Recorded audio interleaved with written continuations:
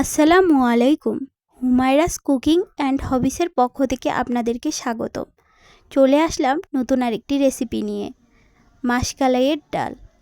চলুন রেসিপিতে। 1 কাপের মতো ডাল নিয়েছি। ডালগুলো একটু ভেজে নেব।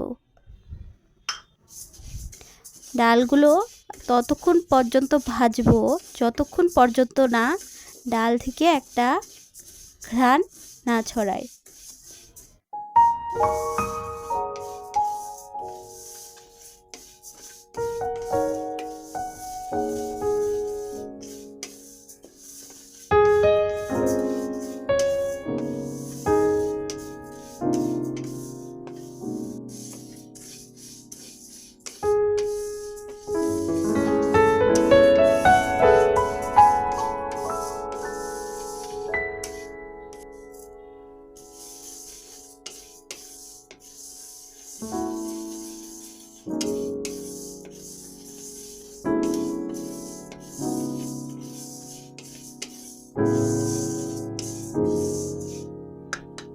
এ পর্যায়ে ডালগুলো একটি পাতিলে ঢেলে নেব।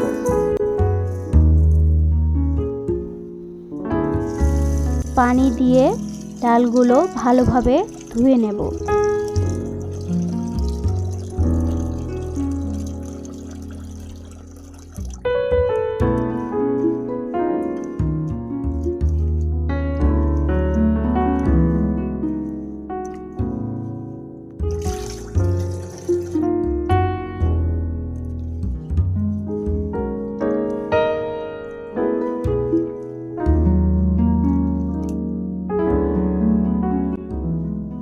এখন ডালগুলো আমি ব্লেন্ডারে ব্লেন্ড করে নেব। একটু পানি দিয়ে আমি ডালগুলো ব্লেন্ড করে নেব। ডাল ব্লেন্ড করা হলে ডাল পাতিলে ঢেলে নেব।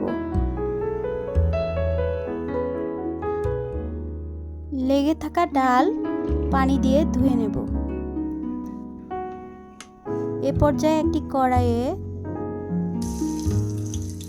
একটি মাঝারি সাইজের পেঁয়াজ, একটি রসুন থেতলিয়ে দিয়ে ভালোভাবে ভেজে নেব।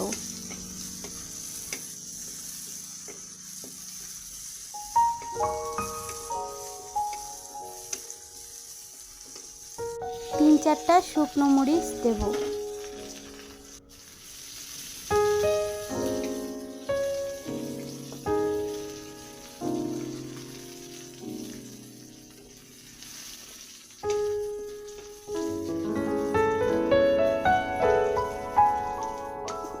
ভালোভাবে ভাজা হয়ে গেলে মিক্সারে ব্লেন্ড করা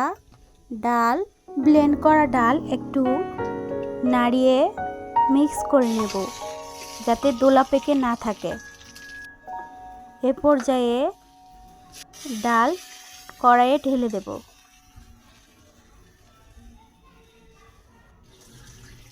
ডালটি বেশি ঘন হয়ে গেছে তাই আমি আরেকটু পানি দিলাম।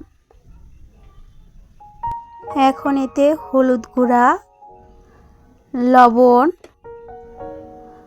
ধনিয়া গুঁড়া,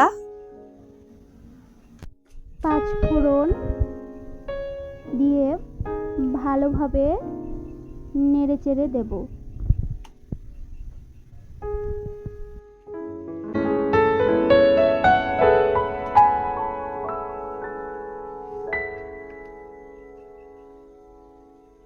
ভালোভাবে নাড়ানো হলে ঢাকনা দিয়ে ঢেকে দেব।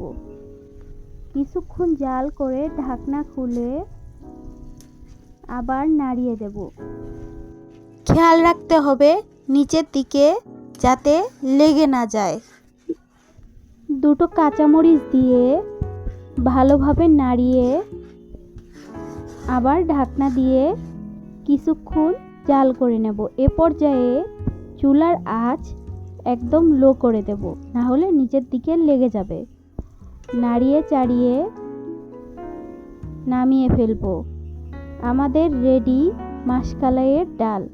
মাষকালাইয়ের ডাল রুটি কিংবা ভাত দুটোর সাথেই খেতে অসাধারণ লাগে। আপনারা মাষকালাইয়ের ডাল ব্লেন্ডারে ব্লেন্ড করা ছাড়াও সিদ্ধ করে রান্না করতে পারেন। আমার কাছে সময় ছিল না, তাই আমি ব্লেন্ডারে ব্লেন্ড করে নিয়েছি। ভিডিওটি সম্পূর্ণ দেখার জন্য আপনাদেরকে অসংখ্য ধন্যবাদ। ভিডিওটি ভালো লাগলে চ্যানেলটি অবশ্যই সাবস্ক্রাইব করবেন এবং পাশে থাকা বেল আইকনটি প্রেস করে দেবেন, যাতে যে কোনো নতুন ভিডিও আপনাদের কাছে পৌঁছে যায়।